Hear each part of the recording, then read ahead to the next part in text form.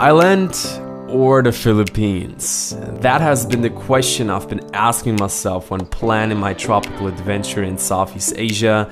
And we all know both places have beautiful beaches and overall a lot to see, but which one is the one for you? This question will be answered today.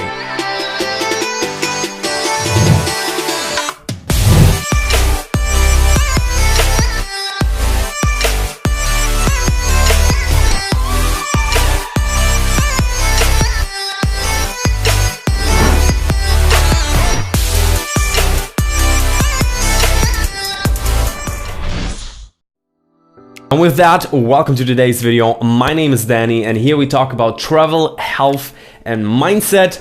And today we're gonna tackle the question, Thailand or Philippines? We're gonna cover 5 points where I'm gonna give you my experience on traveling to both countries. So my story is basically my girlfriend Judy and we have been traveling for 10 months and one of the destinations has been Thailand. We have been there 3 times. In the Philippines, we have been around 3.5 weeks, almost a month. I think we're gonna start with number 1, culture.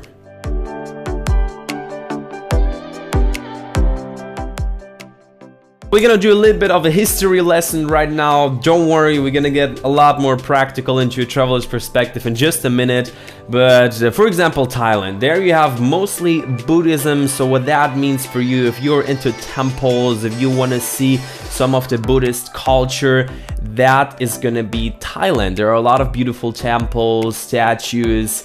And if we talk about food, obviously Thai food is known globally. You have the pad Thai. Overall, the food is spicier, and for me, I burned my tongue a few times. Overall, I really enjoyed it, and I know that a lot of people actually do. Philippines, in the contrary, is a majority Christian country, so there obviously you're gonna have a lot of churches actually in the Philippines.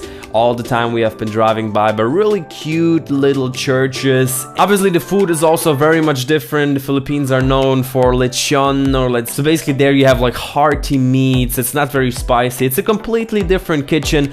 And when it comes to the language, this is also a big difference. In Thailand they speak Thai, and in the tourist spots, some of the people can speak some English. Obviously, the tour guides, you're gonna be fine. The people are gonna understand you, especially because Thailand is very, very developed in terms of tourism. We're gonna get to that in just a second.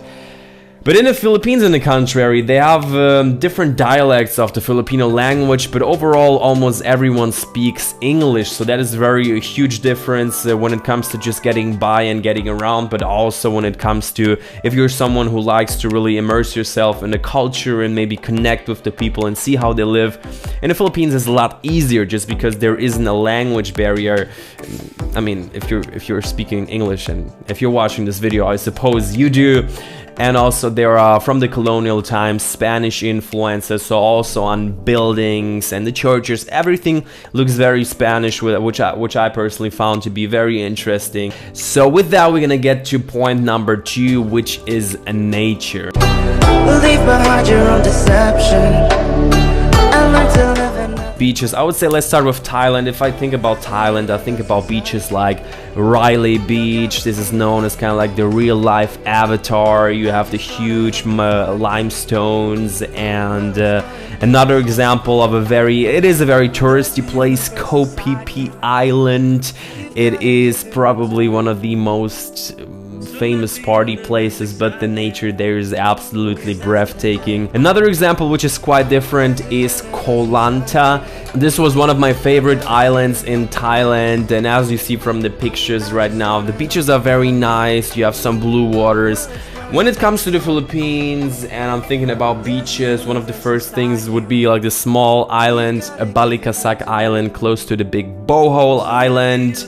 Another point would be, for example, the Siquijor Island. And what I gotta honestly say is that in the Philippines, I was really blown away just by how blue the water was sometimes. Also with waterfalls, we have seen waterfalls in the Philippines and in Thailand as well, but I just cannot really grasp on how blue sometimes the waters have been in the Philippines. I haven't found them like that in Thailand yet. I would say in Koh Phi Phi has been the bluest of waters, and I was just completely blown away by that, often saying everyone like, this is crazy. But in the Philippines later on I found in many places this type of blue waters. So if that is a priority to you so far as I can judge, maybe I've not been to the right places in Thailand, but the Philippines I think are very high up there. And one thing that I'm thinking about right now is what both places kind of like iconically are known for are their boats. The boats are everywhere, and in Thailand you have those kind of like longish boats, while in the Philippines you have this like spider looking boats, and they have them everywhere. And whenever you see a travel video you see these boats, because I think in both places you are really gonna find something that you are going to like if you are into beaches and tropical vibes, so to say. Number 3 would be tourism. I would say Thailand is known for being very developed and in some parts very touristy, and I would say for me Thailand in many places is great for partying. For example, the Koh Phi Phi island, there you have pretty much 98% tourists. It's a very small island, you know, and everywhere is party going on. I remember this really cool rooftop bar. I even remember the name of it. I think it was Banana Club or Banana Bar. In the evenings they show movies for free, which was absolutely amazing. And as far as I know, places for like, for example, Phuket that I have not been to are supposed to be crazy, like just almost only tourists, almost only Westerners.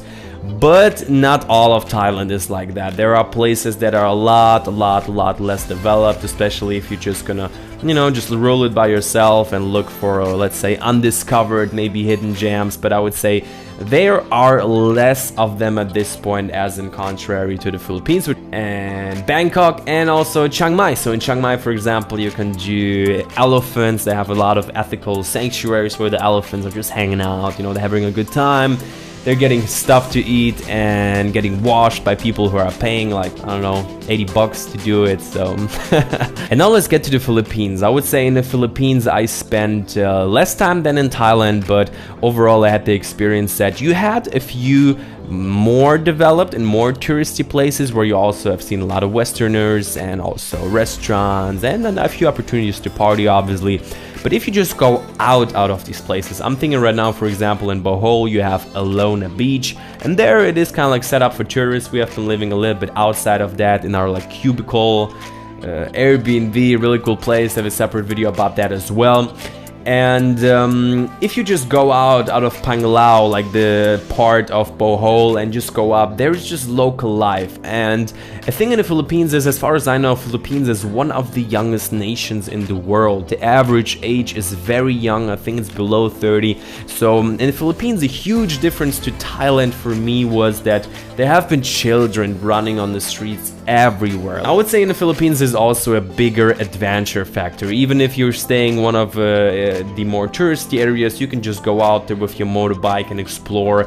And I would say in the Philippines, the roads with the coconut trees and some rice paddies that we have seen are just absolutely amazing. I love doing that, and I felt for sure more adventurous because we have been just driving through local villages where people have been going about their life. People are overall, as far as I perceive them, are pretty peaceful, are pretty open-minded, and as I mentioned before, they speak English, so it's a lot easier to kind of be part of it, get maybe into a chat, or if you just want to eat something in a restaurant and it's not a touristy place like when in Thailand, if it's not a tourist development, the people are not really gonna understand you, which is a challenge, which can be fun, but it's obviously a lot more challenging to get kind of like a connection to the culture and the people. Number 4 would be prices. I would say it's pretty similar, but just because once again everything is leading up to Thailand and its further development and huge tourism sector,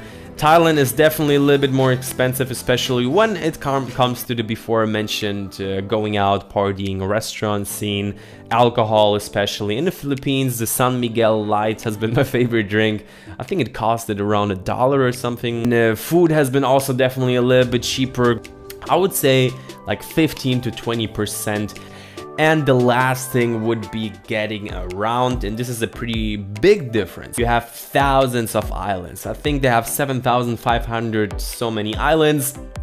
And while with many you can take boats, which is very easy and affordable, like around $10 or even less, you can jump on a boat from, for example, the Cebu Island, go to Bohol, go from Cebu to Siquijor. It's pretty easy, but if you want to get into another area of the Philippines, you have to usually fly.